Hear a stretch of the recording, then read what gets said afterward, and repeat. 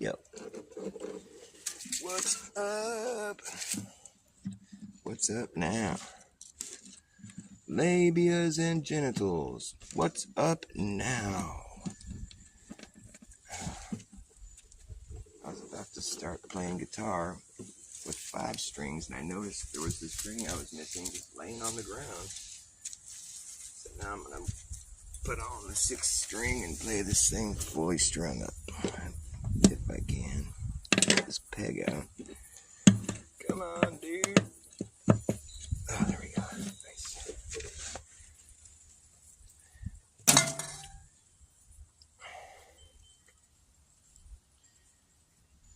This is the string I needed right here. It was just sitting on the ground. How do you like them apples?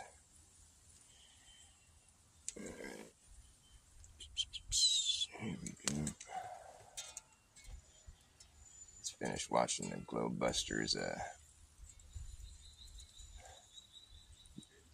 first show of the season. It's pretty good. I gotta say, the Globebusters really have pulled through with shining colors through all the controversy and all the slander and anti-flat earth propaganda flying around. They really stuck to their guns and just managed to keep it real in the face of adversity, and I gotta salute them for that. That's kind of what you should do as a flat earther. You're pretty much used to it. It shouldn't faze you.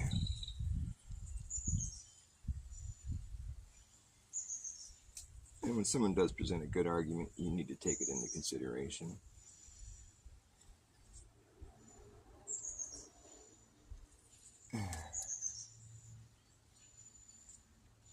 But you should never begin with an assumption. Like if you're trying to conduct science or whatever, you know. Or you can, I mean, it's like I've found that most of the globe Earth arguments begin with an assumption that the Earth is a globe. And then you just sort of finesse it into the whole concept of Earth being globular. When in reality, that's not how you would have been treating the situation if you were objectively. Hey, what's up, Jendo and Phil Henry? Nice to see you guys. Guys and girl, I'm assuming you're a female, Jendo. But if I'm wrong about that, I apologize.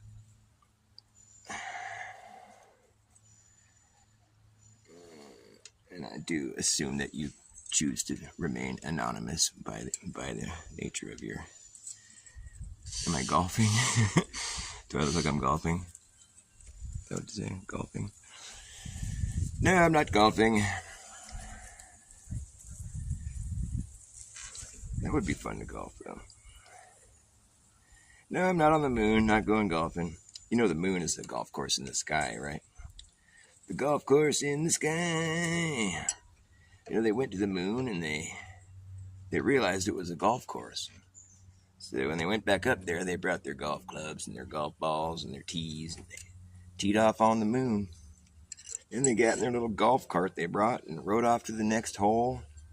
Stuck a little flag in the ground. It's a regular old golf course up there. They used the golf course payphone to call home. Hey, Nixon, check out this golf course we found. I know you're a president, so you must like golfing. We found the best golf course there is. It's in the sky. The golf course in the sky. It must have been a golf course this whole time. They were quite amazed.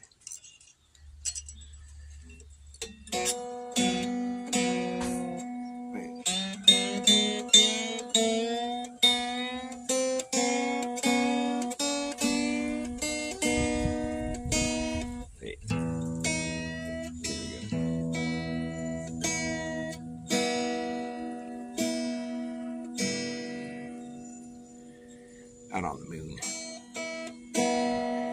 You're an old girl. I'm an old man.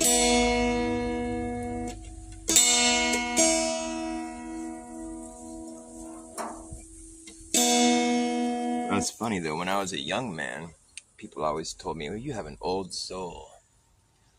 You're so mature for your age." Now that I'm an old man, people are like, you act so immature for your age. Just so, like a little kid. I'm just like, well, why do I always have to be so bass-ackwards? Just who I was, and shall be. What it is and what it shall always be. What it is and what it wasn't. What was it we're talking about again? Age.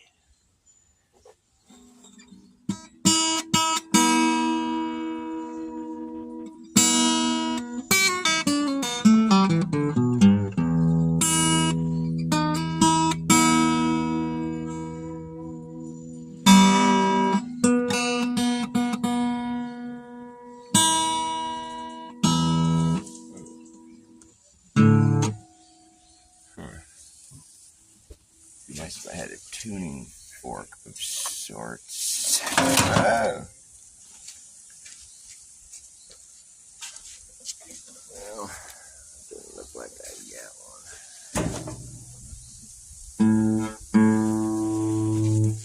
Let's see if I can go to my tuning fork app. If the did it abort? It said it aborted. Well, it looks like I'm still rolling. It lied to me. Maybe I won't bother risking it.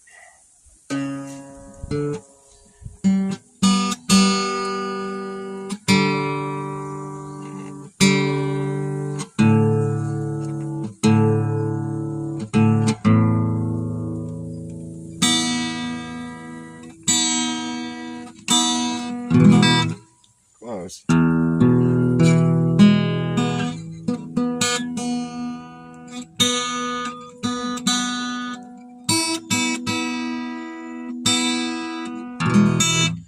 So Trump has got to be the proverbial Trojan horse, right? I mean, am I wrong? Had everyone thinking he was going to be like not everyone. I'm saying not everyone. But he had the people that were normally like, had a lot of people that were like in the truther camp, people that, I think a lot of times the conservatives, people that are truthers tend to lean towards the conservative, although, I mean, not necessarily. But that there is like a good swath of the population that's conservative and that are like trying to fashion themselves as being truthers or seeking the truth. Everybody wants to think of themselves as being people that seek the truth. I mean, but what I'm saying is that there's a lot of like people that were skeptics of government. That's typically the conservative perspective, and I think the whole Trump psyop has just been to try to win those people over, get them to get them to defend the jabs and get them to get out and vote and fucking support a candidate, knowing full well in the back of their mind that like it's never been a good idea. I don't think there's one person that's ever been like, oh man, I should have voted, or so glad I voted for this guy. I don't know if that's ever happened. Is that a statement anybody's ever made? I'm so glad I went out and voted for this guy. Maybe, I don't know. Can't think of any. Maybe back when Kennedy was president, there was people that were like patting each other's on the back. Oh, good thing we voted for this guy. He's so great. He's so wonderful. Good thing we have this guy. Oh, he got killed. Oh, shit. Oh, he's dead. Oh, well. Would have been cool. I'm trying to keep my phone out of the sun. But Trump's just like obviously not anybody's friend as far as like anybody that loves truth or that wants less government or that wants to be allowed to mind their own business. It was like, open up the gates, let's roll that big old wooden horse on in here. It's a beauty. And it's as big as a house. Seems a bit odd, but don't want to look a gift horse in the mouth. Yep. Famous last words that were spoken by the poor fools awarded with the horse of Trojan. I'm reading out of my book here. And they tricked him with kindness and killed him with violence. A classic attack to approach from the blind spot. Vanity, they couldn't sniff him out. They couldn't sniff him out. Right under their noses until it was too late. Here come the guns and there go the roses. Classic bait and switch. Or no, not really a bait and switch. Just a bait and just a bait and can't think of a good word to replace switch. It wasn't really a switch. It was just like a surprise. Surprise! Like Jokey Smurf. He's like, you want a surprise? Remember Jokey Smurf? He'd give people a surprise. It'd be like a box with a ribbon on it. Be like, oh, thanks, Jokey. And they should know, because every time Jokey gave somebody a surprise, they'd open it and it'd blow up in their face. And they'd be all like black and all soot covered. And he'd be all, ha, ha, ha. He always like giving people surprises. You want a surprise? Oh, thanks, Jokey. Every time. Jokey Smurf was kind of annoying. Kind of like Brainy Smurf. Brainy Smurf was really annoying. Like anytime somebody was talking about something, he'd be like, oh, technically, and he'd bring out his like textbook. Well, technically, my indoctrination says right here. And then people are like, get the fuck out of here with your indoctrination. Get thrown out of the village, right on his head.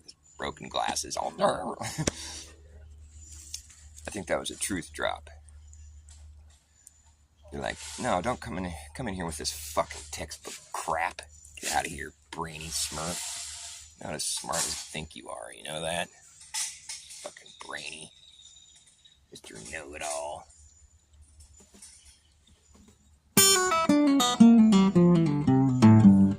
I've mastered the art of not giving a fuck. I've mastered the art of not giving a fuck. It's an art you can master.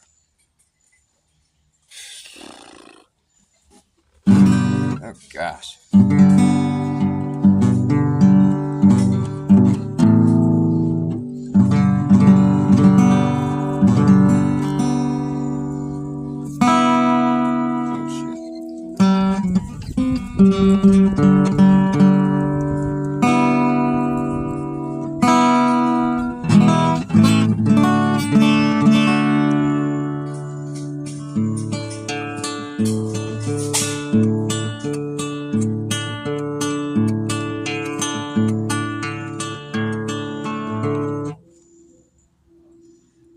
Welcomes you.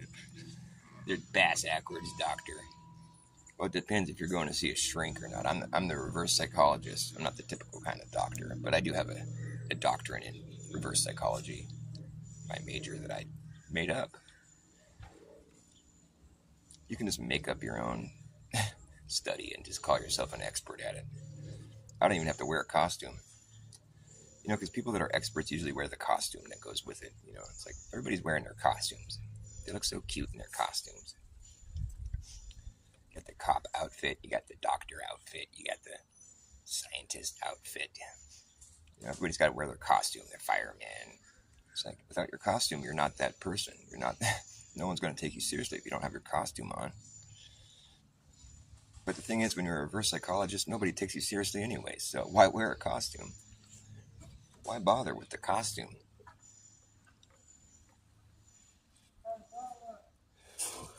I've been running against the grain ever since the day I came along. I've been running against the grain, that's the song I always sing.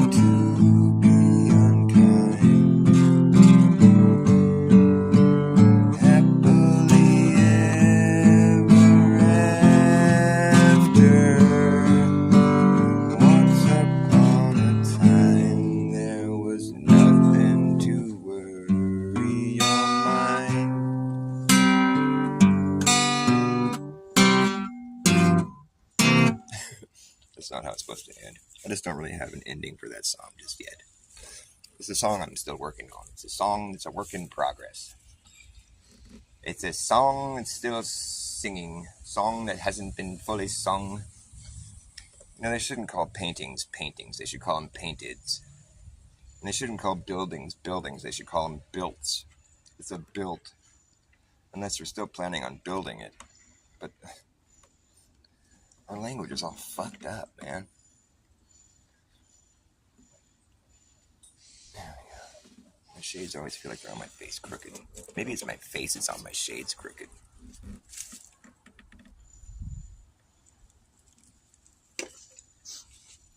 I can't even see the chat. There's like the sun. Is my phone getting too hot? No, it seems like it's alright.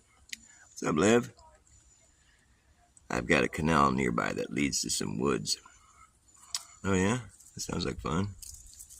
You go hiking out there and shit? It's nice to have the woods nearby. Get out in nature. I go barefoot a lot. Only problem is, this time of year when you go barefoot, you step in rotten plums. I don't see any rotten plums here, but I was just wiping one off my feet earlier. I was like, ugh, the price I paid to have to be grounding myself in rotten plums. There's no avoiding the sun right here. Maybe if I move over here. I just have to avoid having my phone in the sun because if it gets too hot and the stream shuts down. I'm trying to avoid that there. Shut down. That might work.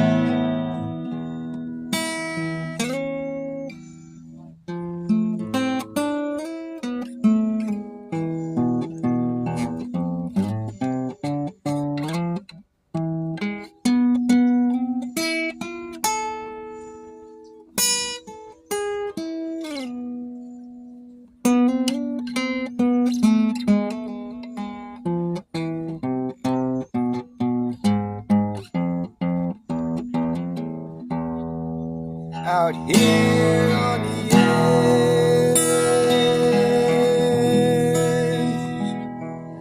looking at the valley below, where the ocean once flowed. Out here on the edge, I can see the other side. But the valley is wide. Out here on the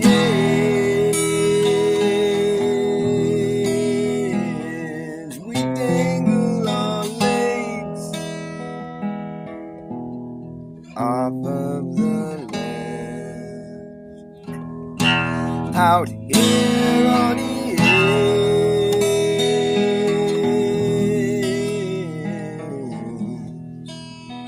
you better leave before the sun disappears, or you'll never find your way out of here.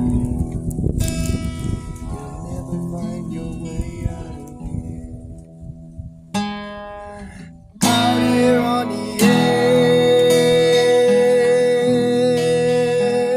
edge, no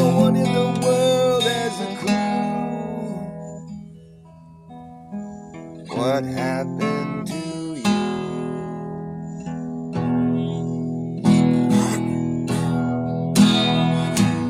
Out here on the edge,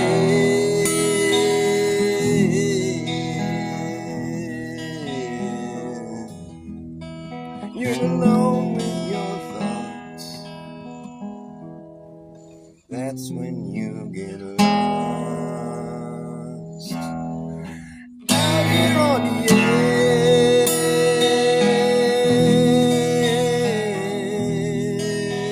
I've seen and heard a lot of things.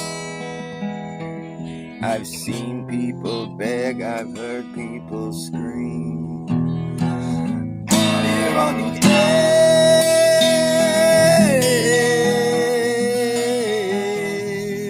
edge, you could end it all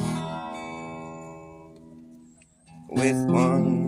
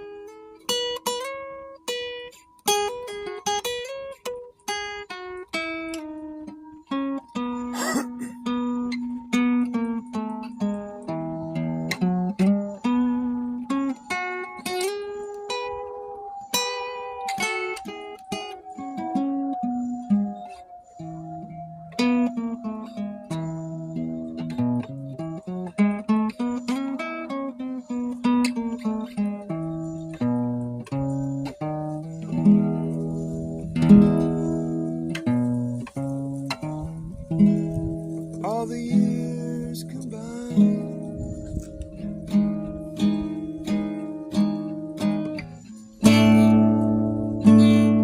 they melt into a dream.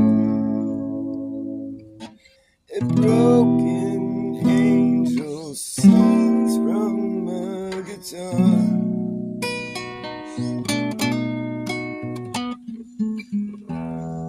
In the end, you'll hear that song.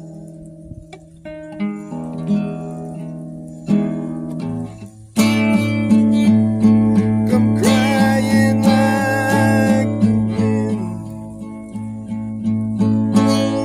down every lonely street that's ever been. Still a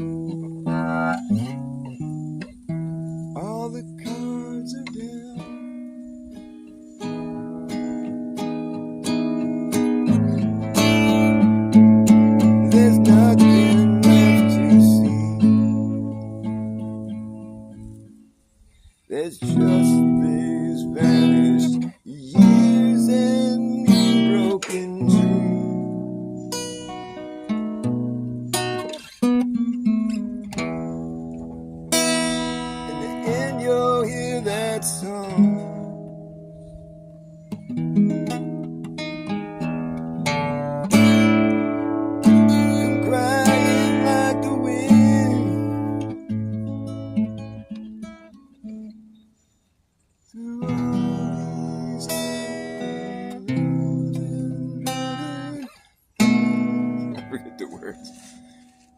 But trust me, it was a good song. It would have been cool. This is an undesirable location right now. It's just overly hot. It's cooking me. Maybe I'll move over here. Trying to run from the sun. Maybe I'll just unplug this thing. There we go. That frees me up a little bit.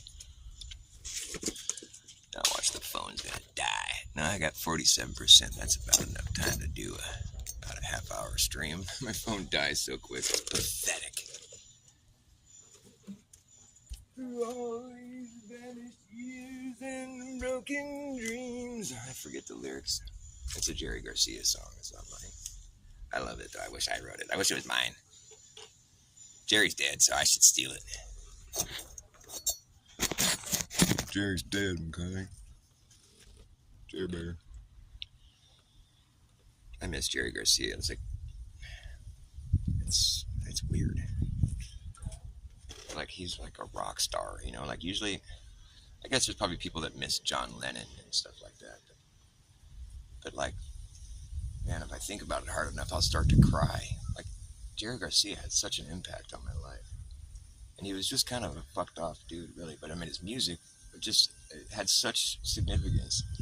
The Grateful Dead in general, their philosophy about music, and it just sort of like overflowed into life itself. It was sort of a larger than life phenomena.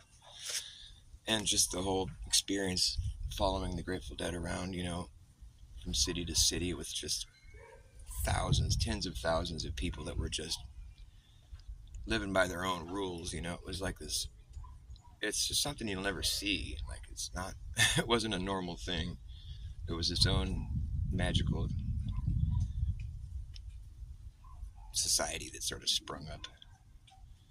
And they were like, you know, the whole Grateful Dead thing was spawned out of the electric Kool-Aid acid test, you know, so it was psychedelic roots. And you know, in my younger years, I was really into psychedelics. I still really think they're awesome. I just don't do psychedelics that often anymore. I did take some acid a couple years ago. It was December, I forget what day it was. It was in December sometime. It was up at the Warfield in San Francisco. Phil Lesh, the bass player from the Grateful Dead, who's no longer with us now, but I saw one of his last shows, and it was such a good show too. It was like, it's a perfect show to be tripping.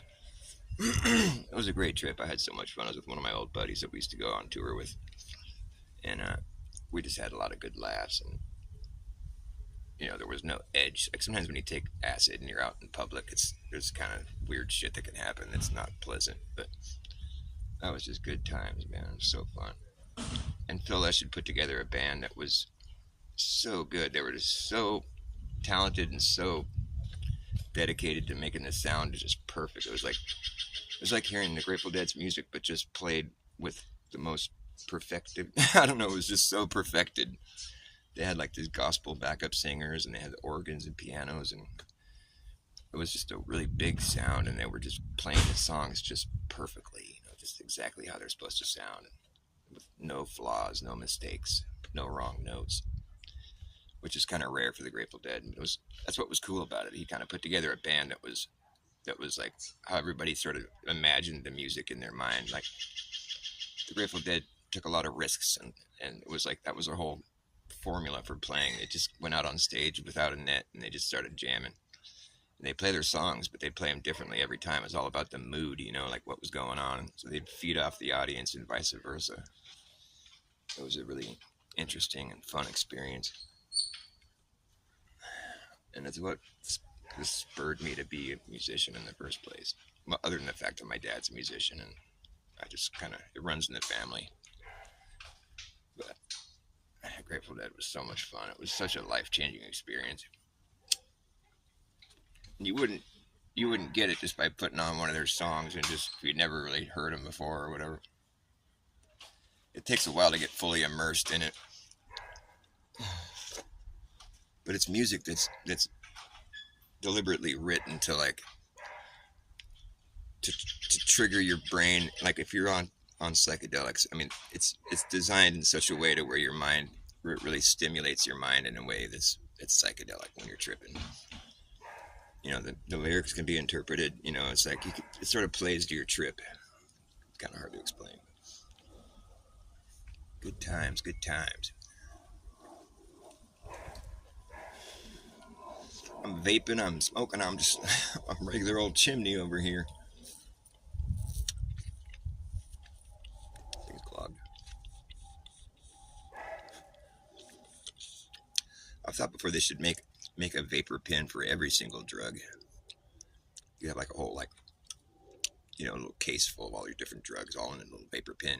Oh, this one's peyote, or this one's mescaline, this one's, whatever kind of crazy drug you want to do. It's all this full array of psychedelic and psychotropic substances that are just easily vaped in public, casual settings.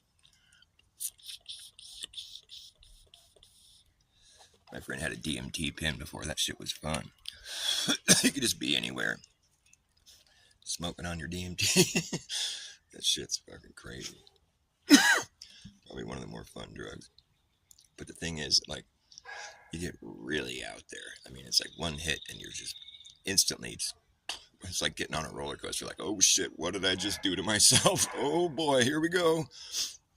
Just launches you. It's fun shit. But it wears off in like 15 minutes or so, 20 minutes. But like if you get a good bell ringer, just like, just like gone, you'll forget who you are. You'll be in some other place. I've had some really crazy experiences on DMT where it's like, where my mind was sort of, I had this one experience where I was listening to a Frank Zappa song. It was a song I wasn't that familiar with. It's called Big Swifty. It's a 17-minute instrumental song with like horn sections. I think it's on the Waka Waka album. But I had just gotten that album. This is a long time ago. But I was listening to it, and I hit play right after I took a fat bong hit of DMT with my friend, and I hit play on the CD, and I just laid back in my bed and just fucking went way out there. But it was crazy because the song, it's pretty psychedelic. I mean, it's Frank Zappa, but it was instrumental, so there wasn't any crazy lyrics, distracting me. It was just all horns and like really cool arrangements. What was interesting about this was that I wasn't familiar with the song at all, and during my trip, I had my eyes closed, and I was watching this.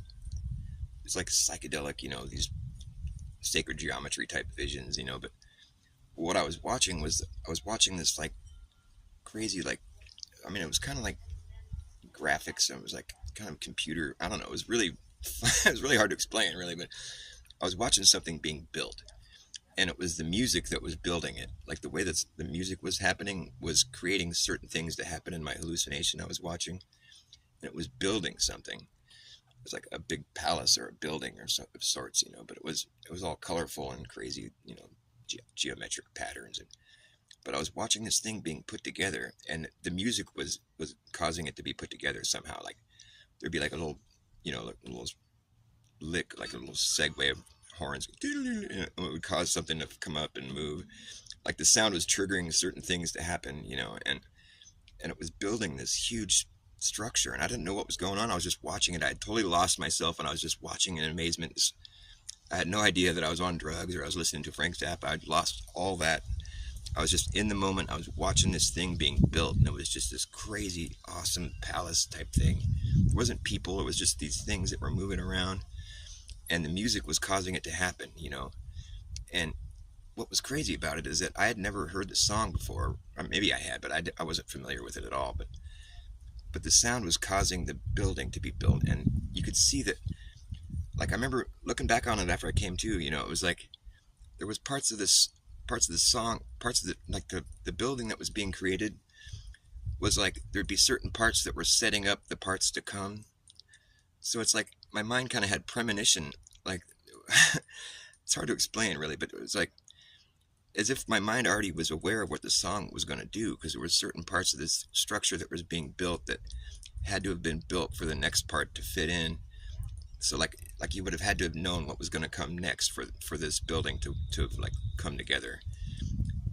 There was like forethought but I don't know, because I had never heard the song. I wasn't familiar with it, but somehow my mind was already knew this hallucination was aware of the song somehow, and it was like it had, you could tell there was forethought, like it was expecting certain things to come later, and it's hard to explain, but by the time this whole building was built, it was like this amazing creation, and it was like it was finished right at the end of the song. It's like ta-da, and the song ended, and I'm like, and I opened my eyes, and the trip was over. It was like the most insane.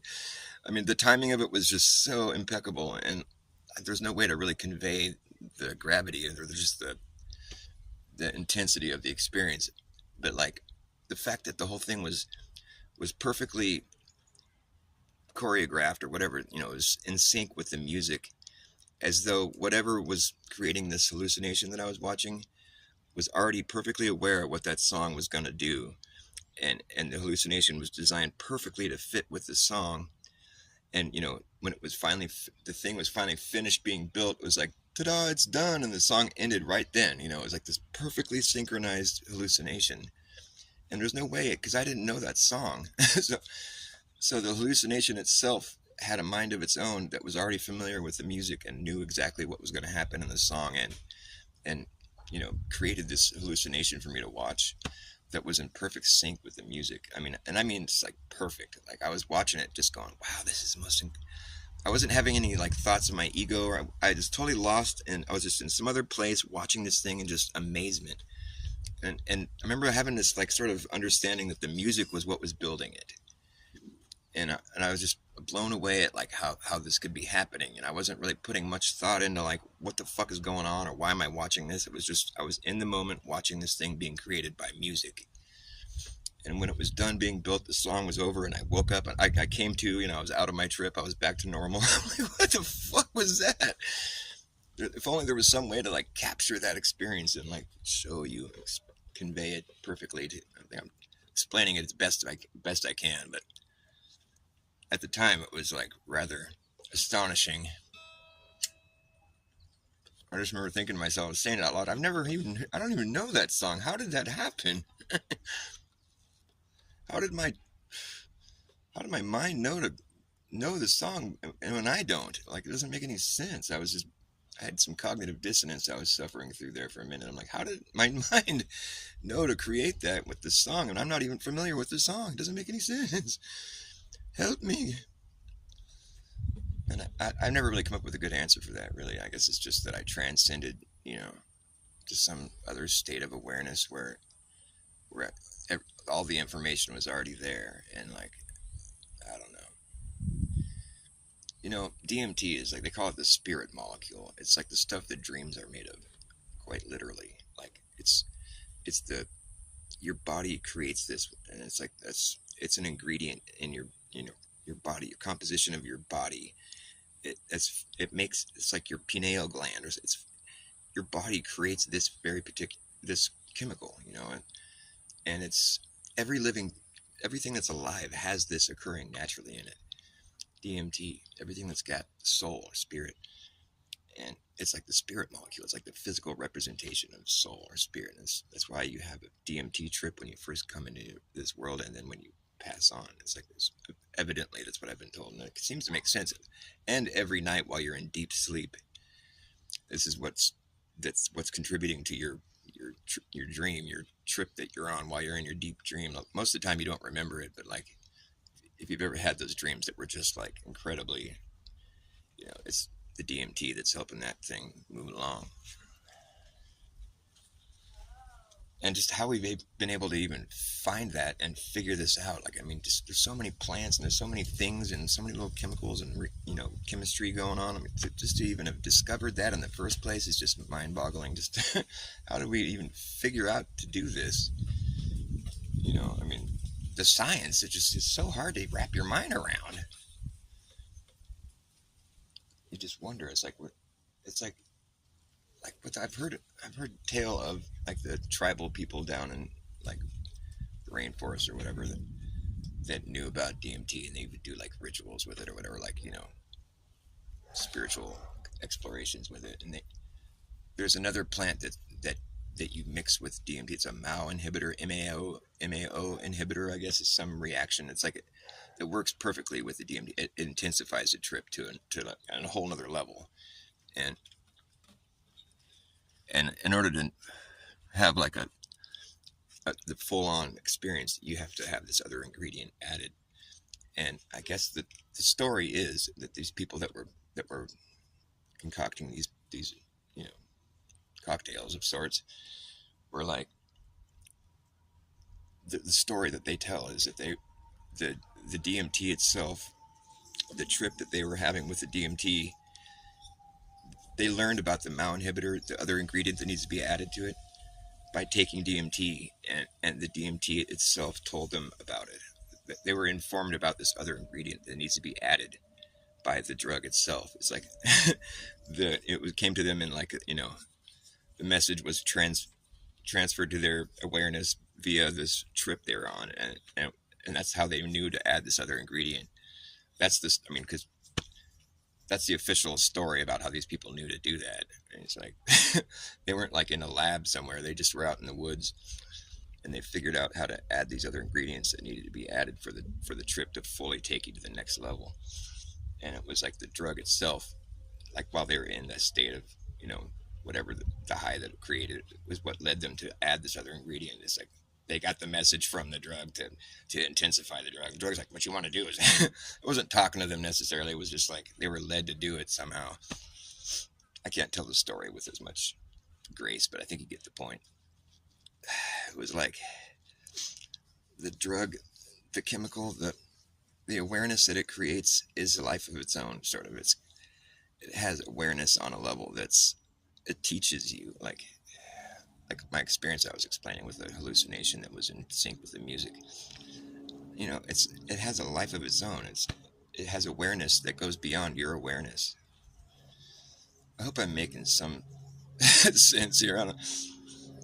It's like when you do these drugs and you realize the power that exists in your sensual experience, your sensory, and the effects that a certain chemistry can have on your awareness, on your sensual, your senses. I mean, it's like you have like a sensory. It's like synthesis, I think they call it, but like your senses sort of meld together, and where you're like you can hear colors, and it's like when people talk about like seeing sounds and hearing colors.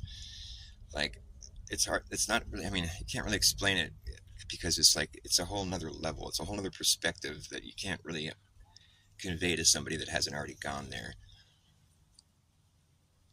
Like I remember the first time I got really high on psychedelics, I was having this experience where I'm just realizing that these are perspectives I've seen before. It was sort of familiar, but it's like, but I'd forgotten about them, or I just like you realize when you're having this, like, oh, I'm normally just in a conditioned mind set that's just normal, and it's just kind of boring almost, but it's sort of normal, but it's like all these other perspectives, I've had them before, but it was before I had been conditioned. And so it's like it all comes flooding back in, and all these perspectives that you had before you were conditioned to think a certain way every day. Like we're all conditioned, that's what part of what indoctrination is all about. But just in general, even if we didn't have indoctrination, we'd still be conditioned. It's like there's so much going on, in this reality, but we have to sort of narrow it down so we can function. So we're not just sitting there going, blah, just like, marveling at the sheer amazement of life itself. But it sort of it takes down your conditioned mind, and it just falls to the wayside, and you're just flooded with all this awareness that you normally probably could access in some way, but like you've just forgotten how to do it. Yeah. There's a reason why I don't go around making speaking tours about this shit. I'll stumble over my words. I don't even make any sense, probably. But I'm trying. There is no try, only do. Yesterday, I got to post this video I took yesterday. We were down at Robbie's down in San Jose. And there's this big, like, it's not a mural, but it's a big sign. And it's like Willow Glen, the name of the town, Willow Glen RR, which is Rotten Robbie. And I had like a slogan in big, huge, bold letters. It's like, something like, it was like just trying to be good or something like that. It was like trying to be good. It was like their motto. It's like, and me and Brittany both looked at it. We're like, we just couldn't help but laugh. It's like, that is funny, dude. I mean, all I could think of to say was like, well, there is no try, only do. Trying to be good. It's just, you had to be there. I'm gonna post a video because it's funny. At first glance, when you look at it, you're like, is that a joke? It doesn't seem right. It seems like, somebody would have vetted that slogan and be like, well, you realize it's kind of funny, right? Are you trying to be funny, or trying, or just trying to be good? Not necessarily good. You're just trying. I think you had to be there. My shades are crooked, aren't they? Or my head's crooked. I'm just crooked. Dr. Crooked.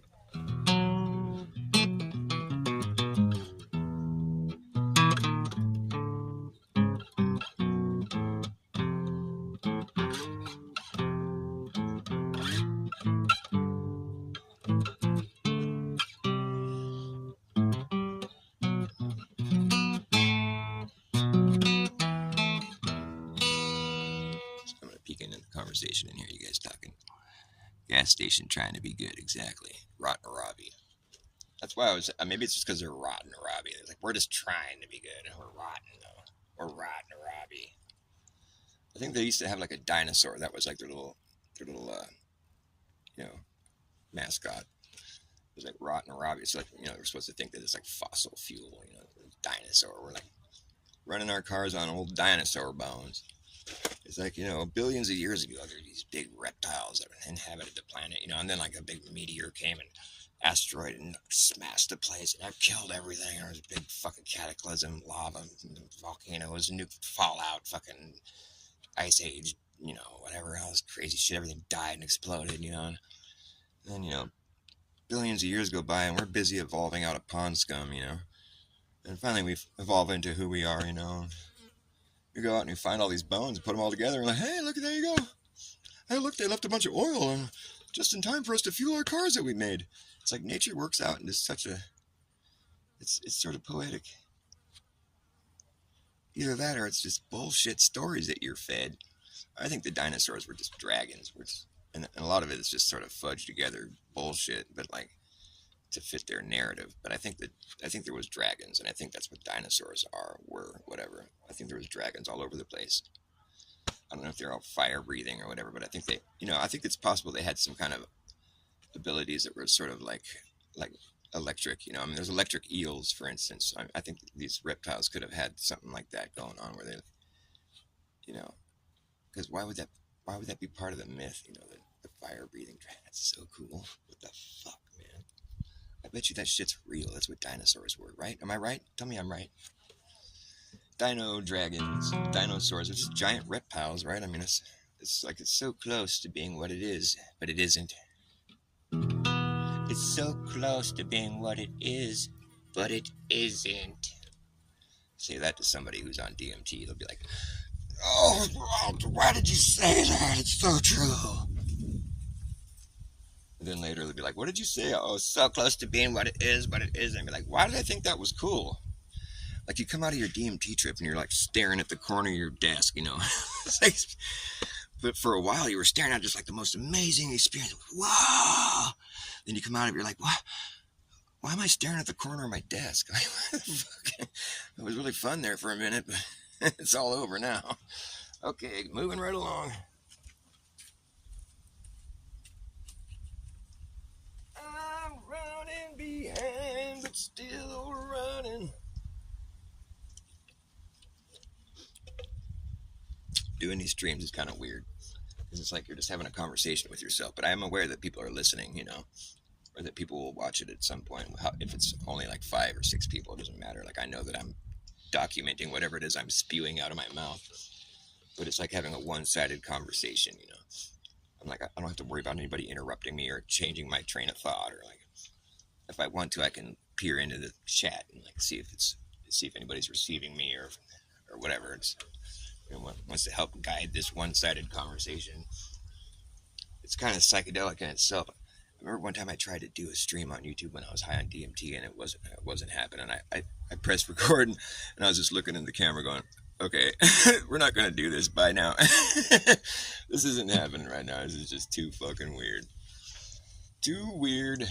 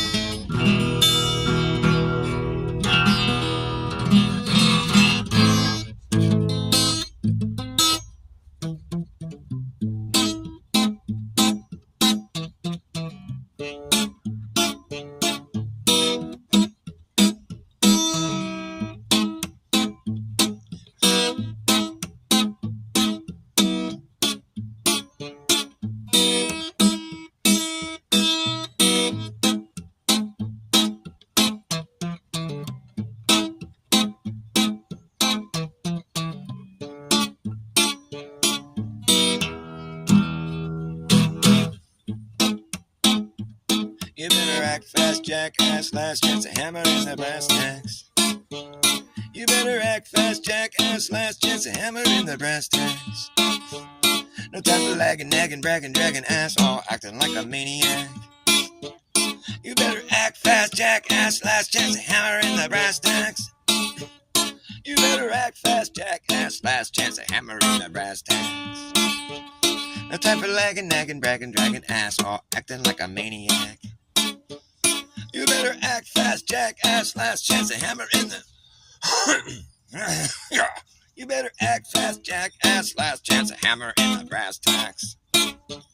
You better act fast, jackass. Last chance to hammer in the brass tacks. I need to clear my old windpipes out with my vapor pen. Put that dang thing.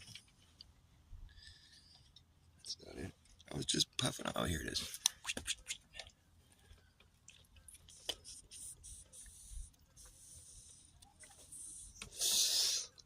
It's a good way to clear the old windpipes out. It's an expectorant, marijuana.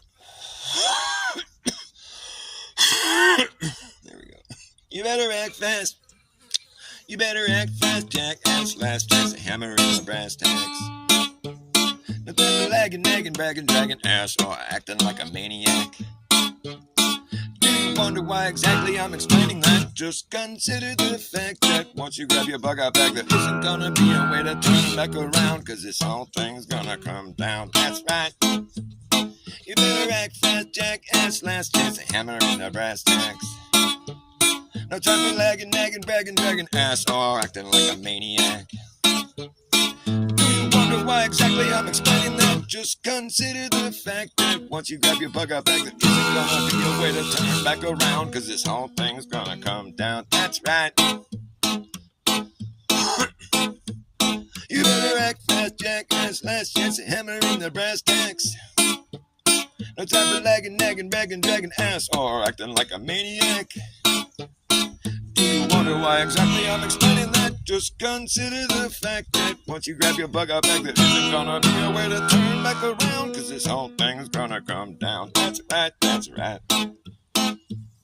And we'll see who's laughing when the place starts collapsing in a free fall. Anything can happen when the ship goes down. So does the captain. And wherever you are is where you'll be stuck. Yeah, when this place goes belly up, better have yourself a damn good plan when the shit hits a fan. When the going gets tough, you better be clever enough. You gotta know what the fuck to do. You gonna run amok, or let the muck run you. You better act fast, jackass. Last chance to hammer in the brass tacks. No time for lagging, nagging, bragging, dragging ass, or acting like a maniac. You better act fast, jackass. Last chance to hammer in the brass tacks. No time for lagging, nagging, bragging, dragging ass, or acting like a maniac. Do you wonder why exactly I'm explaining that? Just consider the fact that once you grab your bug out bag, there isn't gonna be a way to turn back around, cause this whole thing's gonna come down. That's right, that's right. And we'll see who's laughing when the place starts collapsing in a free fall. Anything can happen when the ship goes down. So does the captain. And we'll see who's laughing. We'll see who's laughing when the place starts collapsing in a free fall. Anything can happen when the ship goes down. So does the captain. And wherever you are is where you'll be stuck. Yeah, when this place goes belly up, better have yourself a damn good plan when the shit's a fan. And when the going gets tough, you better be clever enough. You gotta know what the fuck to do. You gotta run amok, or let the muck run you. You better act fast, jackass. Last chance to hammer in the brass tacks. No time for lagging, nagging, bragging, dragging ass, or acting like a maniac. Do you wonder why exactly I'm explaining that? Just consider the fact that once you grab your bug out bag, there isn't gonna be a way to turn back around, cause this whole thing's gonna come down. That's right, that's right. And we'll see who's laughing when the place starts collapsing in a free fall. Anything can happen when the ship goes down. So does the captain. Wherever you are is where you'll be stuck. Yeah, when this place goes belly up, better have yourself a damn good plan when the shit hits the fan. Now when you go and get stuff, you better be clever enough. You gotta know what the fuck to do. You gotta run amok or let the muck run you. You better act fast, Jack, ass last chance of hammering the brass tacks. Don't lagging, nagging, bragging, dragging ass or acting like a maniac. Do you wonder why exactly I'm explaining that? Just consider the fact that once you grab your bug out bag, there isn't gonna be a way to turn back around. Cause this whole thing's gonna come down. That's right, that's right. Yeah, the whole thing's gonna come down, okay? Yeah, the whole damn thing is gonna come down. That's right.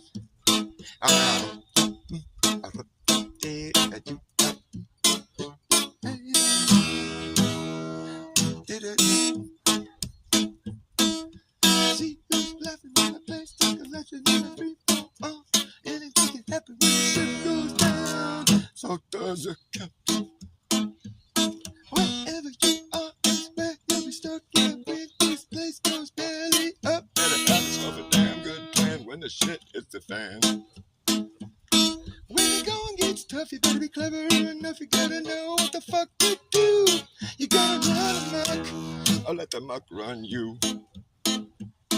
Wherever you are is where you'll be stuck. Yeah, when this place goes belly up, better have yourself a damn good plan when the shit hits the fan. They'll see who's laughing when the place starts collapsing in a free fall. Anything can happen when the ship goes down. So does the captain.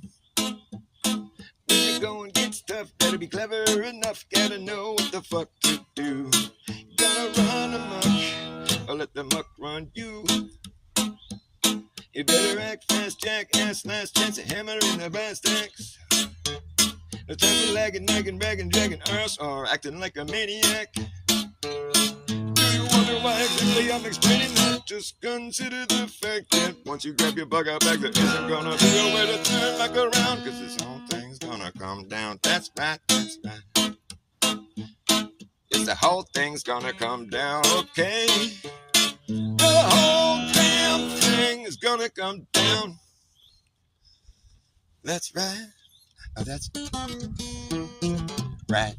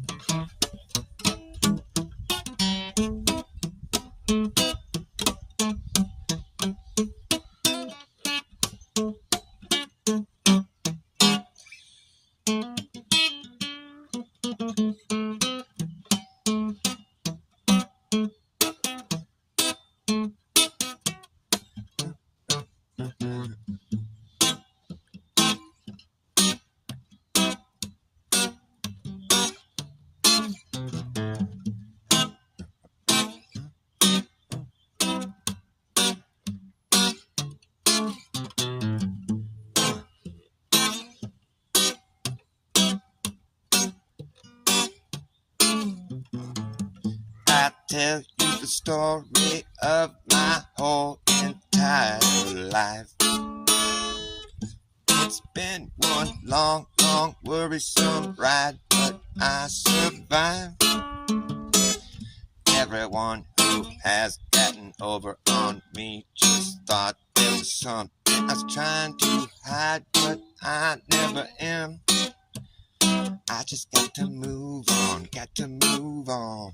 I'm always trying to see the brighter side or the better view. Look up ahead of you. I'm only on the ground, wishing I could fly up and look down.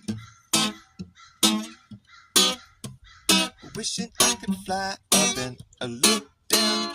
I'm only trying to see the brighter side or the better view. Look up ahead of you. I'm only on the ground. I wish I could fly up and look down. I'm aware of the fact that I'm losing face, but am I going to lose the race? I'd have to change. How did it go?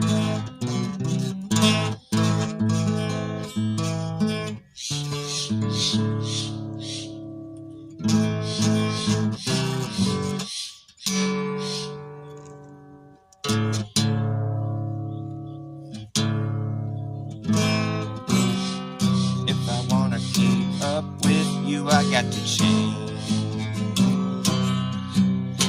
That's nothing new. I got to change. If I wanna try to keep up with you, I got to change. That's something I can't do. I have to change. If I wanna try to keep up with you, I got to change. But that's nothing new. That's nothing new. Everything's changing. Everything's changing. Everything's changing. Well, I stay the same. Got to change. If I wanna try to keep up with you, I got to change. And that's nothing new. Everything's changing. Everything's changing. Everything's changing. Well, I stay the same. I got to change. If I wanna try to keep up with you, I got to change. But that's nothing new. Look in the mirror this morning. I don't know why I have to be reminded of things I'm ignoring. I look into my eyes, I can see pleasure that's taunting me, and pain that's keeping wasting away my time. I've always known the answer. It's the questions harder to find. I've always known the answer.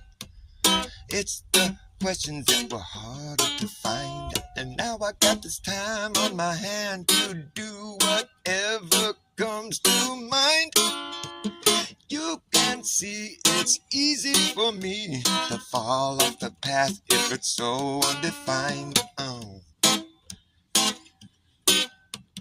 Fall off the path if it's so undefined. I'm aware of the fact that I'm losing face, but am I going to lose this race? I got to change. If I wanna try to keep up with you, I got to change. And that's nothing new. Everything's changing. Everything's changing. Everything's changing. Well, I stay the same. I got to change. If I wanna keep up with you, I got to change. Oh, that's nothing new. That's nothing new. I got to change. If I wanna try to keep up with you, I got to change. That's nothing new. I got to change. If I wanna keep up with you, I got to change. There's nothing new. I got to change. If I wanna keep up with you, I got to change. But there's nothing new. I got to change. If I wanna try to keep up with you, tell you the story of my whole entire life. It's been a long, long, worrisome ride, but I survived. Tell you the story of my whole entire life. It's been one long, long, worrisome ride, but I survived. Everyone who's gotten over on me just thought there was something I'm hiding, but I wasn't. And I just have to move on. I got to move on. I'm always trying to see the brighter side or the better view. Look up ahead of you. I'm only on the ground, wishing I could fly up and look down and get off this rock and get away from these hounds and out of this town. I'm aware of the fact that I'm losing face, but am I losing the race? I'd have to change if I wanna keep up with you. I got to change, but there's nothing new. And everything's changing, everything's changing, everything's changing. While I stay the same, I got to change. If I wanna try to keep up with you, I got to change. But that's nothing new. I looked in the mirror this morning. I don't know why I have to be reminded of things I'm ignoring. Look into my eyes, I can see pleasure taunting me, pain that keeps on wasting my time. I've always known the answer, it's the questions that were harder to find. Now I got this time on my hand to do whatever comes to mind, and you can see it's easy for me to fall off the path when it's so undefined. I fall off the path when it's so undefined. I'm aware of the fact that I'm losing face, but am I going to lose the race? I'd have to change if I want to try to keep up with you. I got to change. If that's nothing new, everything's changing, everything's changing, everything's changing. While I stay the same, I got to change. If I want to keep up with you, I got to change. That's nothing new, that's nothing new.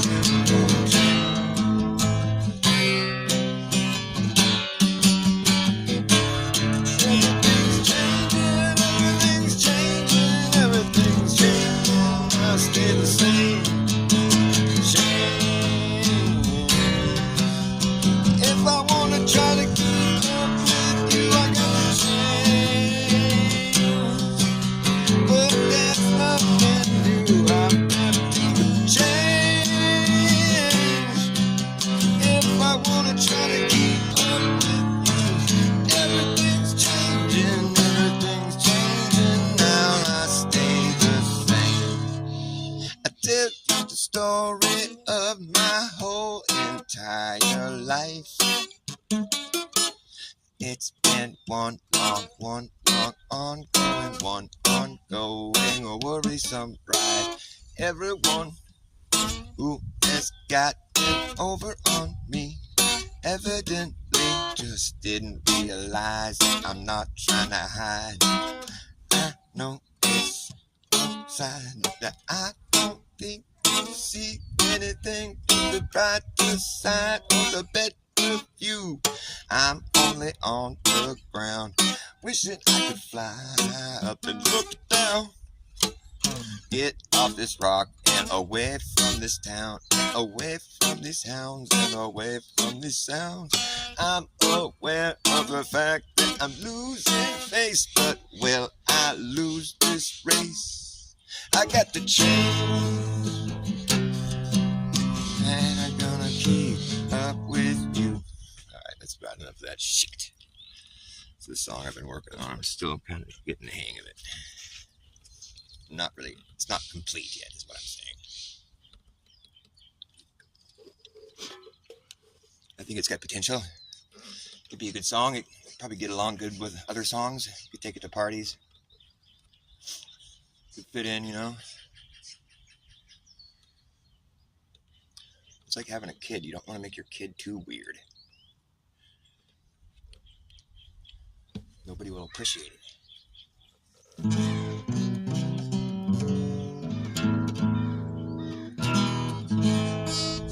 Depends what kind of song you're trying to make.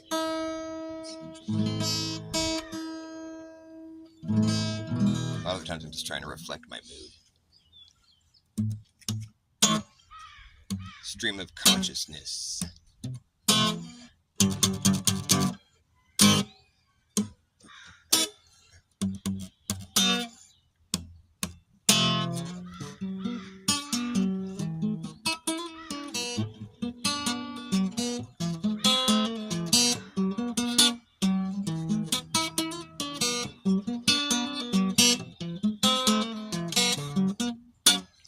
Day-old Braille, nailed to a wheelchair, hair of the hair. Carpenter bees buzz, it is what it was it again? Werewolves going hungry, but still there, no one seems to care. Day-old Braille, nailed to a wheelchair, hair of the hair. Carpenter bees buzz, it is what it was. Oh, what was it again? Werewolves going hungry, but still there, no one seems to care. Free the hand that slaps your base, bite the hand that baits you, who hates you. Return to cinder. Up is a new down, black is a new brown, up is a new down. Up is a new down, black is a new brown, square is a new round. And day-old Braille, a nail to a wheelchair, hair of the hair. A carpenter bees buzz, it is what it was it again? Werewolves going hungry, but still there, and no one cares.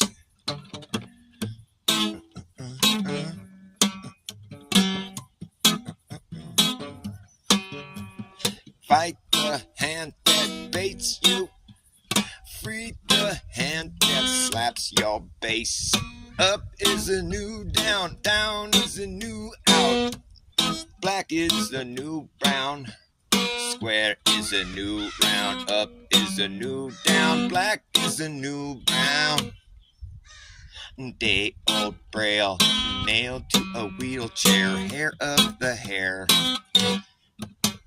Carpenter bees buzz, it is what it was it again? Werewolves going hungry, but still there, no one cares. Bite the hand that baits you, hates you, free the hand that slaps your base.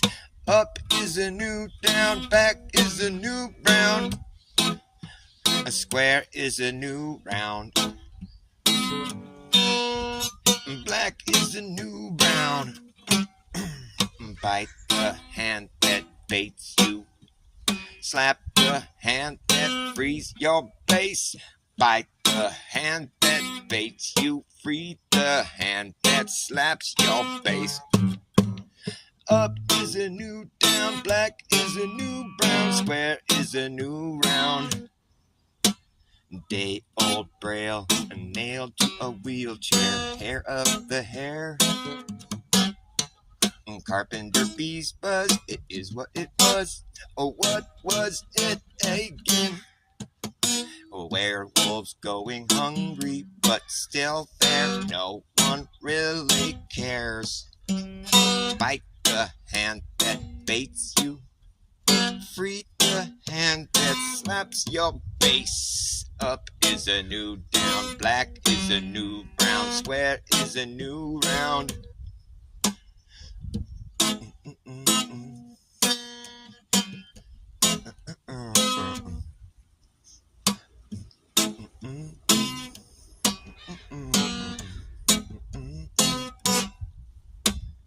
frozen smiles melt into indifference. One hallucination under God. Up is a new town.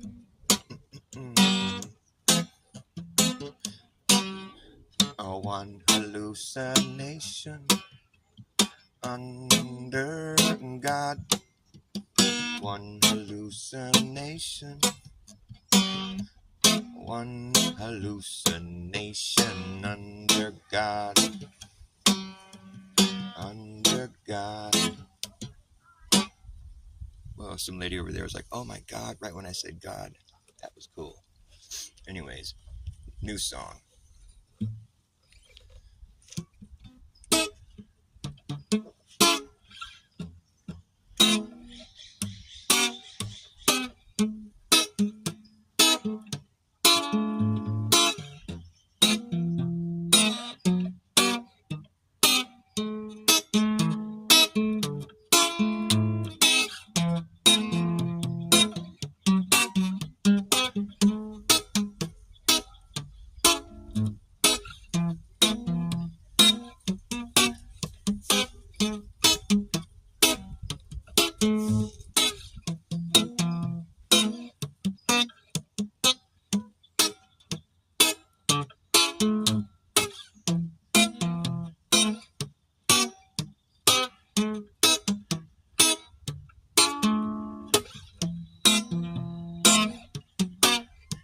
I don't sneak around, but I wear sneakers. I don't vote, cause I don't need a leader. You shouldn't need a leader either. You shouldn't need a leader either. I'll leave time for you on your parking meter. I might be eager, but I ain't no fucking beaver. Put me to the test and you will see. Put me to the test and you will see that I'm better than the rest. Yes, that's me. That's who I hope to be. Yes, sir. Yes, ma'am. That's who I am. Who are you? And do you know if what you're doing is wrong? Do you know if what you're doing is wrong? And it's been going on for far too long. Step down from your throne before you're thrown down from the steps. Yeah, that's what could be coming next for you if you test it. Oh, yes, sir, you guessed it. Yes, sir, you guessed it. I don't beat wives, but I wear wife beaters. I don't eat bugs, but I eat an anteater. I don't vote, cause I don't need a leader. You shouldn't need a leader either. You shouldn't need a leader either. I don't beat wives, but I wear wife beaters. I don't eat bugs, but I eat an anteater. Put me to the test and you will see. Put me to the test, please. Step down from your throne before you're thrown down from the steps. Yeah, that's what could be coming next for you if you test it. Yes, sir, you guessed it. Step down from the throne before you're thrown down from the steps. I don't vote cause I don't need a leader. You shouldn't need a leader either. I'll leave time for you on your parking meter. I might be eager, but I ain't no fucking beaver. I don't sneak around, but I wear sneakers. I don't vote cause I don't need a leader. You shouldn't need one either. You shouldn't need a leader either. Ooh, ow, okay. Ain't no fucking beaver. Okay. I eat an anteater. Put me to the test and you will see. Put me to the test, please. I don't vote cause I don't need a leader. You shouldn't need a leader either.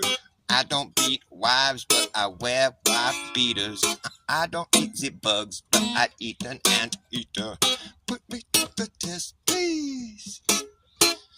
Put me to the test and you will see that I'm better than the rest. Yes, that's me. And that's who I hope to be. Yes, sir. Yes, ma'am. That's who I am. Who are you? And do you know if what you're doing is wrong? And it's been going on for far too fucking long. Step down from your throne before you're thrown down from the steps. Yeah, that's what could be coming next for you if you test it. Step down from your throne before you're thrown down from the steps. That's what could be coming next for you if you test it. I don't vote cause I don't need a leader. And you aren't my leader. Step down from your throne. Step down from your throne.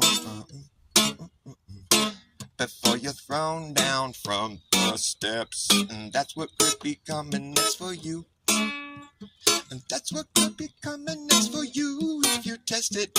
You're not my leader. And you don't need a leader either. Step down from your throne before you're thrown down from the steps. That's what could be coming next for you if you test it. I don't vote cause I don't need a leader. You shouldn't need one either. I don't sneak around but I wear sneakers.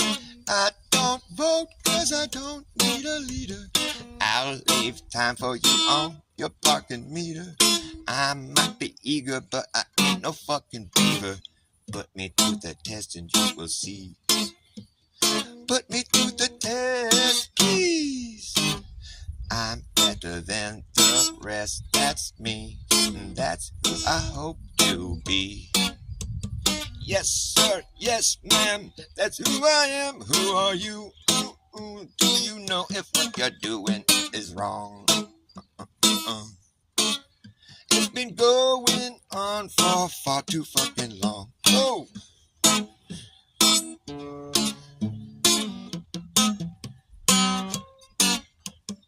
I don't vote cause I don't need a leader. You shouldn't need a leader either. I need like a reggae band to back me up or something. That would be cool. I think I could play good reggae if I had a band backing me. Or it's not reggae, it'd be like white boy reggae. I guess we would call it a different style of music. Dr. Bass music. Because not all my stuff is reggae, but I got a lot of stuff that would be sort of interpreted reggae-ish. Call it Crooked Bass and his shady shades. His shifty shady eyes. You guys know Shifty Eyes Shady? That dude that's in the chat, or he used to be in the chat, who's like a Glober now. It's funny, I was watching one of my old streams earlier today. I think it's a stream if you want to look it up just for shits and giggles, if you know Shifty Eyes Shady, who went back to the Globe with Jaren. He's on all Jaren's streams now. He's all Glober. And so if you go to my stream, it's called OK. There's a bunch of O's and then a K. And the picture, that's the thumbnail is like it's all white and it's like a cartoon drawing of a duck just going all dumbfounded looking. And it's called OK. And it's from 6 months ago. And I was watching it earlier. And if you look at the chat, you know, because the chat's saved in it. It was 6 months ago. It was right when they were getting back from Antarctica, you know. And when the whole thing was happening with Jaren going back to the Globe. And in the chat, you'll see Shifty Eyes Shady talking. And it's funny the things he's saying because it's totally stark opposite to what he's saying now. He's all, yeah, I think they went to an Amazon studio for TFE, and it's totally fake, you know. He's all, what he said though, he's all, I'm willing to hear Jaren out, but he's like, yeah, he's probably gonna go back to the Globe, you know. He's just all saying, fuck that, I'm a flat earther. And I don't know if he said he was a flat earther, but he's all, yeah, fuck that though. He's all, I don't know what's wrong with him, or he was just saying all this shit. It's like totally stark opposite to what he's saying now. So I thought it was an interesting little snidbit of moments gone by. We forget this stuff is like archived, you know. It's why it's always good to try to keep it real. I mean, maybe he was keeping it real. I don't know, but he certainly flipped his script since then. I was pretty much saying the same thing. Like, I don't know if it was fake. I still say that. That's what I was saying back then, and it was pissing people off because they're like, "How come you don't know it's fake? Look at all this proof we're showing you." I'm like, I don't know. I guess that's proof. And basically, I don't know if it's proof. It doesn't seem like it's proof. I've seen people prove things to be fake before, and I was convinced it was fake. But none of those proofs were really convincing me, so I was just keeping it real. I was never convinced. I'm still not convinced that it's real or fake because it's on the screen. And when you're looking at something on the screen, you could just be looking at some AI fucking generated shit, you know. Unless you met the person in person, you just could be watching some computerized bullshit. So how do I even know what I'm looking at anymore? I can't trust anything. It sucks. But my point is, my stance hasn't changed so drastically as Shifty Eyes Shady. I guess it's like, you know, his screen name is Fair Warning, I guess. But boy, was he shifty since then. He's shifted, and he's just kind of followed Jaren, you know, to the T. He's spitting his same script. I'd seen him in Jaren's chat recently, and I was just like, ugh. These are the people I used to talk with all the time. They're totally saying the shit that we used to be irritated by together. How strange. The world keeps turning. No, it doesn't. Stop saying dumb shit that you don't really mean. It's not turning. Do you see the world turning? No. Oh, we're orbiting the sun. I don't think so. To me, it just looks like the sun's orbiting us, actually. I guess I'm just bass backward. That's how I ended up at flat Earth. I can prove the Earth is flat. It's so easy. You just go ahead, look. It's that. That's what it is right there. I'm an Earther. If you're going to make some positive claim about what the whole place is, when you're obviously just like me, standing in a position like this, and just, you know, I know that you're seeing the same shit I'm seeing, so it's like, to say that you know what the whole place looks like, with, you know, like from afar, like, and I know that you've never had that perspective, that's like God's perspective. I just find it to be kind of laughable. You know, that's funny. Oh, but we know because blah, blah, blah, blah. No, we don't.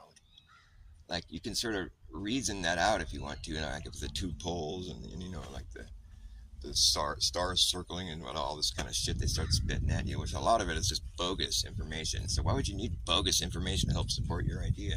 I don't know. Why would you? So some of it makes sense. I understand some of it.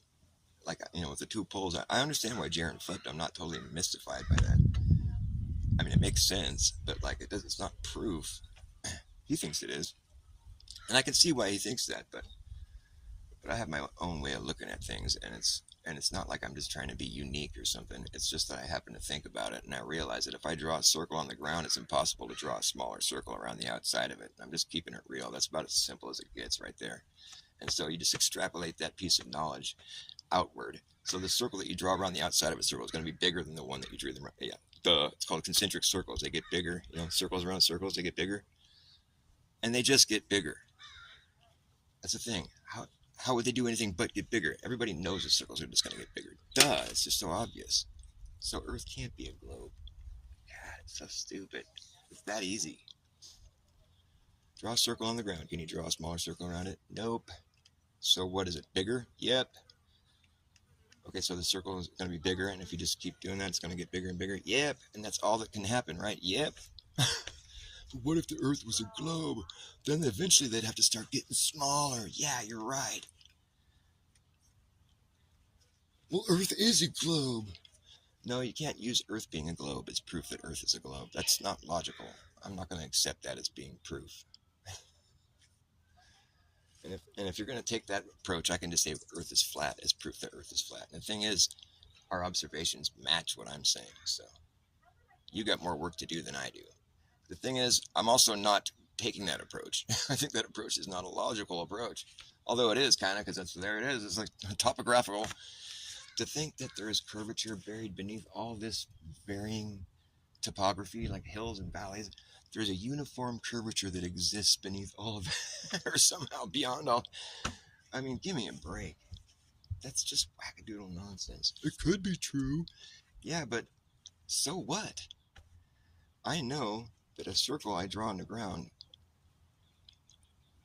I won't be able to draw a smaller circle around the outside of it. That means the expanse widens and widens. And if we don't have any reason to think it would do anything but widen, is what I'm saying. You can come in with your belief and say, well, it has to eventually start closing back up, you know. After you pass the median Earth, the circles start to get smaller until you're on the other end of Earth. That's if Earth is a globe. But if we're just doing this thought exercise in reality, without any presumptions, we go into it, we'll know that the circles will just get bigger. That's just intuitive. We'll know that. If you go into it absolutely believing that the Earth is a globe, 100% through and through, well, what you'll know is that the circles can only get so big until you reach the median of the globe Earth, and then the circles are going to start getting smaller somehow.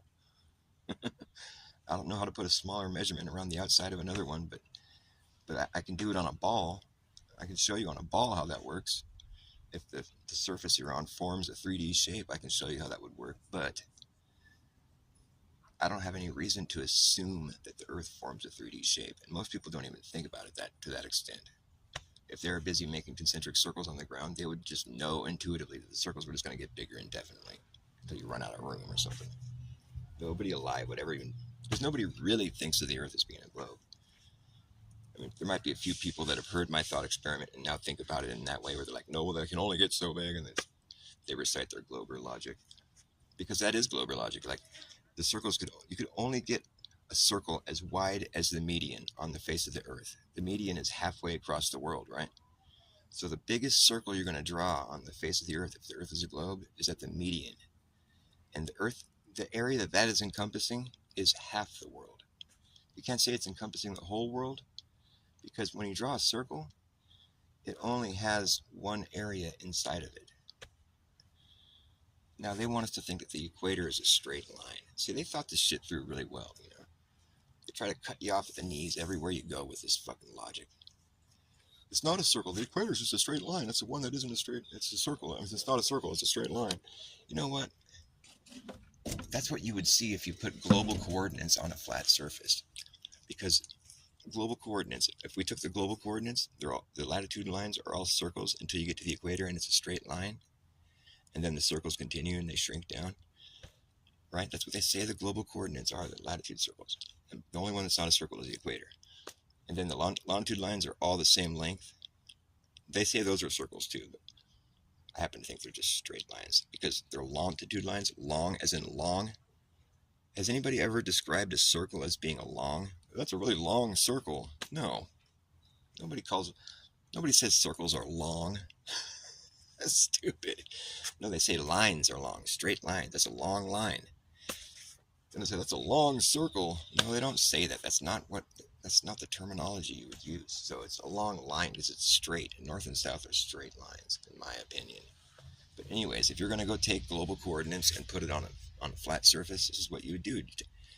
You would have a bunch of concentric circles moving out, right? Until they get so wide. And then you would need to have the straight line. The equator is going to be the straight line. So you just make a straight line. Although you wouldn't be able to get back to where you started. You would draw a straight line until you hit like a barrier, an impassable place. And then you'd have to, it would be one straight line across the middle of the place. And then you'd start making circles, curving the other direction all the way down to another center location somewhere else. If you're going to put global coordinates on a flat surface. So that's where you would have to differ from the model, because they say the equator is a straight line, but you come back to where you started.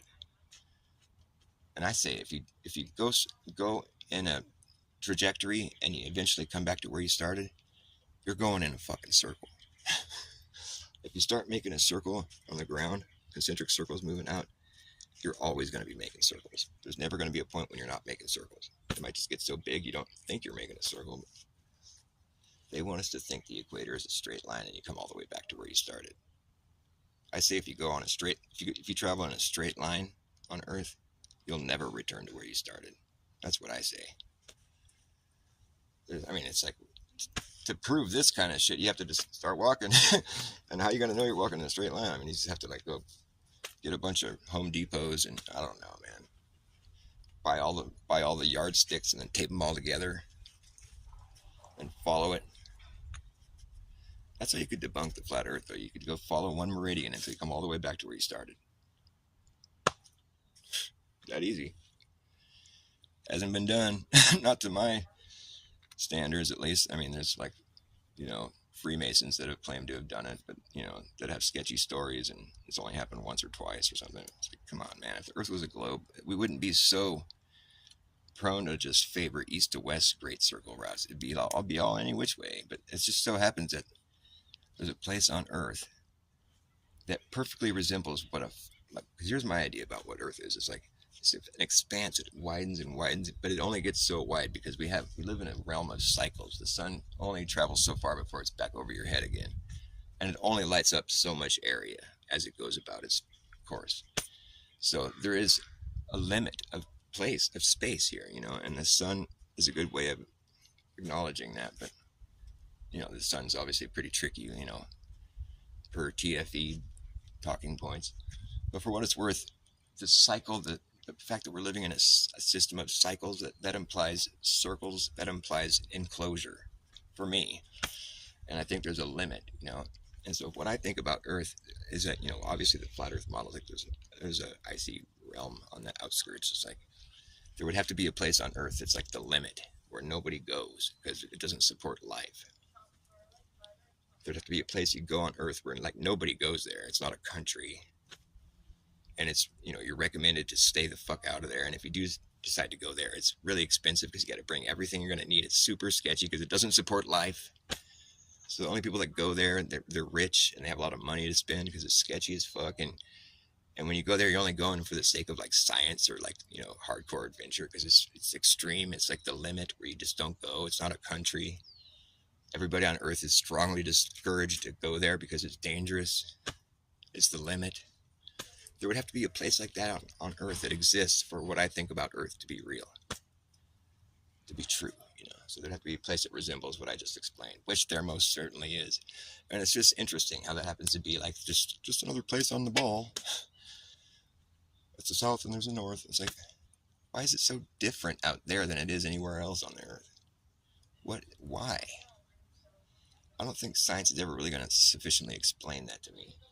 There's nowhere else on Earth like that. Why is that place like that? It doesn't make sense. You just have to accept it on faith. Like, we're at the bottom of a ball when we're down there. Nobody really goes down there. Why is there a place like that on Earth? I mean, every place should be, I guess there's places, like if it was how they explain, there would be the north and south. There's certain times of year when it's almost dark all the time. You hardly see any sun at a certain point, and that's true. But it's like the north doesn't resemble the south is what I'm saying.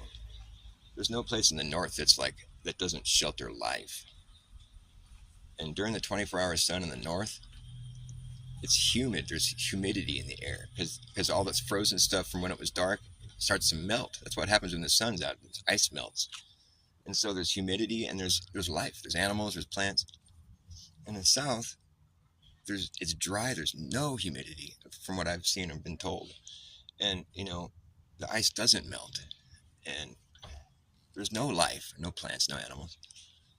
So it's like the complete opposite of the north, actually. It's nothing like it. And it's weird because we're told that it's supposed to be like symmetrical, and it's anything but that. What I think is a good argument in their favor is the fact that in the north, the further north you get, the longer the days are during the summer, the further south you get, the shorter they are during the summer. In the south, the further south you get during the summer, the days get longer. And in their summer, the further north you get, the days get shorter. It's like there is some kind of symmetry going on there as far as like daylight hours. And that's significant. And I think that's the best argument the Globers have, really. That's why they're hanging on it for dear life. And it's quite interesting, and I think that's true to a certain extent. I don't know if there's a 24-hour sun down there. I think that it makes sense. Kind of, because the days do get longer the further south you go during their summer. That's a no-brainer. We know that for a fact. And the days get shorter the further north you go. Like from here, whatever. My point is taken. I think it's like it's interesting how that works, but that's the seasons, right? It's like if the Earth were flat, how do you get a 24-hour sun in Antarctica? Well, Antarctica isn't really it's like if there's Yeah, I get why that would make Jaren want to flip back to the globe, but for me, I still can't. I still can't do it because I just happen to know that the expanse only widens. I don't have just because the sun's doing something doesn't mean I should just disregard what I understand to be reality here on the ground. Because I'm not up in the sky. I can't measure things in the sky. I can make calculations, but on the ground I can draw a circle, and it's a physical measurement, and I can see plain as anything, plain as a nose on my face, that you can't draw a smaller circle around the outside of that circle. That is a real situation that we're in, and so I can just extrapolate that out and know that the circles can only get bigger. So to think that they wouldn't do that is to depart from what I know to be reality. I'm not willing to do that just because of what the sun's doing. I'm not willing to depart from what I know to be understandable, obvious reality in order to justify what the sun is doing, because I don't know what's going on up there. I'm not making measurements up there. I can't walk around up there, and it's a different situation. So for me, I can't leave behind my logical understanding of what the Earth is. A bigger piece of property will have a bigger perimeter around it, and that's just what happens all the way out. Earth is one big piece of property, so there's one big perimeter around the whole fucking place. It's not like the biggest perimeter you can draw on Earth only is circling half the Earth. That doesn't make any sense. The only reason you would think that is if you already know the Earth is a globe. We don't know that just because of what the sun's doing. No, we don't. That's not proof. Nope. It's just not.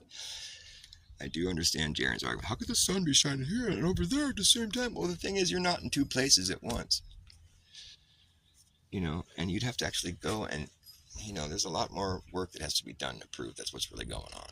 You're just assuming it to be true because you've been told that and you can model it. That's a shortcut to thinking, man. You do understand that, right, Jaren? Like he's watching me. But that's what I would say to him in an argument. It's like, dude, you're not standing in Australia and Antarctica and over there all at the same time.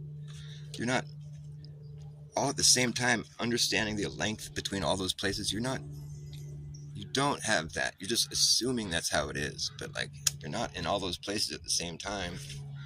So you don't really know that's what's going on. Because he wants to say, how's the sun shining in Antarctica all the way up over there while it's in Australia here? I mean, I get his point, but the thing is, he's just assuming that's true, like the distance and all that.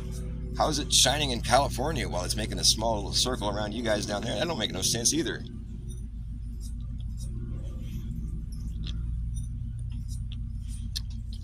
Because the Earth is so big and the sun is so far away. Yeah, but you got to understand, like, a ball has physical characteristics. I'm in California. Antarctica's on the other side of the ball, right? So if the sun's circling right there, it's never going to be arcing across my sky on the other side of the ball. That doesn't make sense, dude. Ah! That's okay. We don't have to things don't have to make sense, right?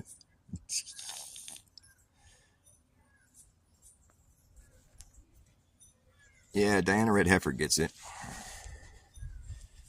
But nobody else. I'm just kidding.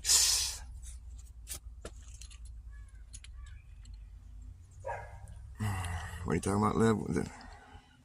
What specific? Specific order? Oh, life? Just life in general? It's funny how, like, the whole theory of evolution, it's like, it explains us from evolving out of primordial ooze, right? But it's like what they're explaining with evolution is what we experienced in a lifetime. Like when we're first spawned in the womb, it's like a primordial ooze, right? And then, the cell divides, and then, it's just, you could explain evolution like we're like a fish, in water, and then we come out on the land, it's like we got two legs. Turn off the TV. So the whole, like, billions of years of evolution takes place just in it's like a metaphorical tale to tell. I've been watching your stuff. I haven't seen all the series, Lev, but it seems like when I watch your stuff, I don't. It's not like you're telling a story. Like I think a lot of your stuff, like it just. I feel like I'm lucky because I already understand what you're getting at. But I guess that'd be my only critique. I think that you're talking about life. I mean, if you're talking about the biggest topic there is to talk about, and so it's hard to really. But I feel like the reason I understand what you're saying, presenting, is because I've already thought about the stuff too. So it's, but like that would be what I would say is like, you should actually write a script. I mean, I don't know if you're the one type of guy that wants to do that, but like write the story down and then just tell the story how you picture it in your mind, because I think that you would get a lot more attention. Because you're showing these amazing pictures and you're explaining the similarities and the synchronicities and it's stuff that, I think most people are familiar with, and it's just fascinating, but I'm not sure if I really understand what the premise, like, are you just, like, what is, like, if you could summarize the premise of what you're getting at, it's like, you're talking about, like, the biggest topic, like, you're like a toroid earther, basically, right? Are you still here? So I think that's kind of at the core of your presentation is like, you can see the toroid in everything, basically. I think that's what you're getting at. In any case, I think it's awesome stuff, but I think what would make it even more awesome is if you could tell the story, make it a little more just like a story that you're telling, like, or just definitively say what it is you're getting at, unless you want it to be kind of vague, because it seems kind of like you're making a presentation and I see where you're going with it because I've already thought about this stuff and I see what you're pointing out, but I think people that are just stumbling into it might not get it. I guess that's the point. That's the critique I'm giving you. But that is what, okay, so I'm right about what you're talking about. Okay, cool. So you see the toroid in everything. It's like the yin yang on your, it's present in everything. And I like to blow smoke rings, and I see it in smoke rings. The smoke is circling around itself in a perfect circle as it moves forward. It's fucking awesome. Everything in motion is a toroid. It's toroidal. But it's hard to really, like, give a like monologue or whatever you like a script to that. It's like, but I think I know what you're trying to say with your stuff, or maybe you're already saying that. I don't know. When I watched your stuff before, I think you're presenting it. You're kind of leaving it for us to figure out almost a lot of the times. You show enough stuff and you just point it out, and it becomes evident, by the way you're presenting it. But I think you might grab people's attention that haven't thought about this stuff before, that haven't already, developed an understanding for toroidal shapes. And I think you would grab their attention more if you were just to present it like a story where you just explain it just flat out, where it's just like, this is what's going on here.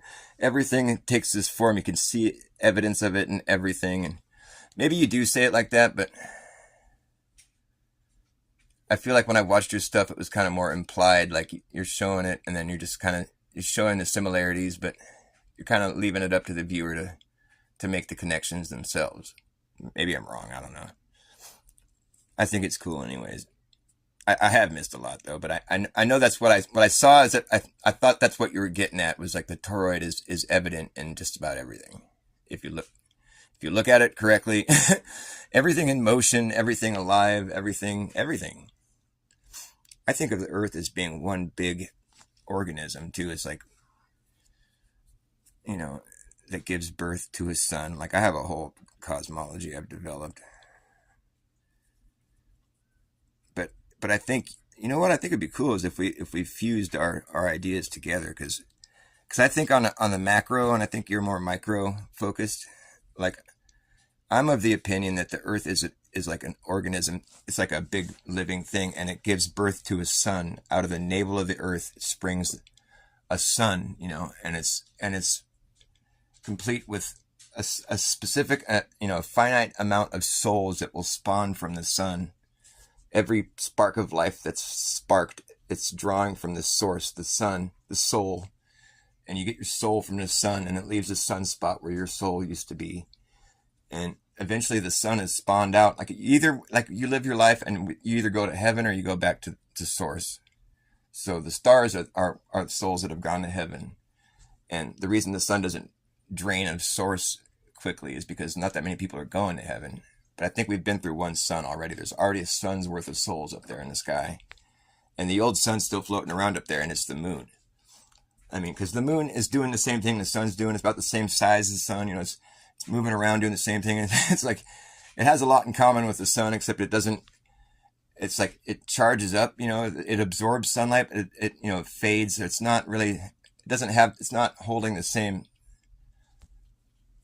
it doesn't have, it looks like it's weathered, like its purpose used to be something else. And I think it has a belly button. And I think that's because when a sun is born from Earth, from the North Pole, it breaks off an umbilical cord and activates and goes up in the sky. And it's like a plasma event. And it has a devastating effect on the surface of the Earth. But it's only happened once, because there's only one sun that is passed, that's spawned all its souls, and that's the moon. There was a time when there was no moon in the sky, and that was when the first sun was still up there, you know. But after the sun spawns out its last soul, it's flash, and it's like, at that point, the glare fades from the sun quickly. It's like when a light bulb goes out, you know, you can see like an image of the brightness that's gone. And it's like a mirror. You can see like a reflection. And in that one instant, it's reflecting the entire Earth. And then it solidifies and turns, it's like a solid plasma, and it's up in the sky. And, you know, it's like when it's all hot and activated, it's like boiling and popping. So the craters are where the bubbles were on the surface. And it's like, and it has an image of Earth. It's just like darks and lights, because it's just a plasma, and it's just reflecting the Earth for a split second, but it's in the image of it on the moon, you know. And so there's like so I'm incorporating the map. I like that Earth map on the moon. I think that's cool. And I think I've incorporated that sufficiently into my cosmology I've been designing. And the moon has a belly button. If you know to look for the belly button now, when you see the moon, look for its belly button. You'll find it right away, I guarantee you. But when the second sun was born from the North Pole, it was after a brief ice age, because after the sun spawns its last soul, it gets dark down here. And the people that were living here before were really brilliant, and they'd gone underground already, because it was getting cold by the time the sun was about to spawn out its last soul. So they knew to go underground. Well, they had to go underground because it was cold. So when the plasma event happened, they survived it, but it had a devastating effect on the surface of the Earth. But everything was covered with ice and shit at that point in time. So I don't know. It was a plasma event. You don't have to be sorry, baby. Come back. I just got distracted. That's all. It's okay. And so that would explain a lot of the meltology type stuff, because I think that shit's real, man. The melted bricks. I think it's evident that there's been more than one society that has lived here in America before us. I don't know if you're all in America, but like, the fact that we were supposedly the first people that settled here and started building cities, it doesn't seem real. Like, when you start thinking about it and you start looking at what there is out there to look at, I mean, there's some architecture that is just fucking incredible, just no expense spared, and just the best, finest materials, and it's the earliest stuff. And then there's a bunch of architecture that's all bricks, just billions, trillions of bricks, and it's just, that's probably the stuff that stuff's not as old as the other stuff. The most brilliant architecture in our country is the oldest, in my opinion. And then there's the bricks, and that's really old too. But I don't think either one came from our society. I think we recycled a lot of the material, you know, a lot of the bricks. I think they've been repurposed a lot, but I think the bricks might have something to do with the Spanish settlers that were here before us. Because San Francisco was a city before America was, before the gold rush and all that shit. There was already established cities there. And I think even history will say that. They'll try to say it was just a small, like, little dock or port town or whatever, but I think it was a lot bigger of a city. I think we've been lied to about our history, but I think if you were to go back, like, I think maybe all the presidents, they were all there, how the story is told, maybe. I think if you just go back, all 50 presidents, it's probably all real stuff, but they left the part of the story out where there was already all these brilliant cities here, and And the gold rush was more just about them looting all the stuff that was left behind from whoever was living here before. They left all that shit out of the story because they wanted to claim this place as being stuff, because they want people to respect the government and like have, a sense of awe put towards the government and the government buildings and all their pillars and Romanesque. It makes you feel intimidated and just like stricken with awe, and like you have a certain reverence for the government because they have these, these incredible works of art. And it's like, when you're not busy thinking about how do they build this, or did they even build this? Like if you just go into it, like, with how I used to think of the world, how I was taught, I never like thought about how do they build this. I just would go there and be like, oh, this is a government building. And it just leaves a certain impression on you. And, if you were already explained to as growing up that they just found those buildings and repurposed them, it wouldn't have the same effect on your psyche. You wouldn't be like revering the government as being this all powerful.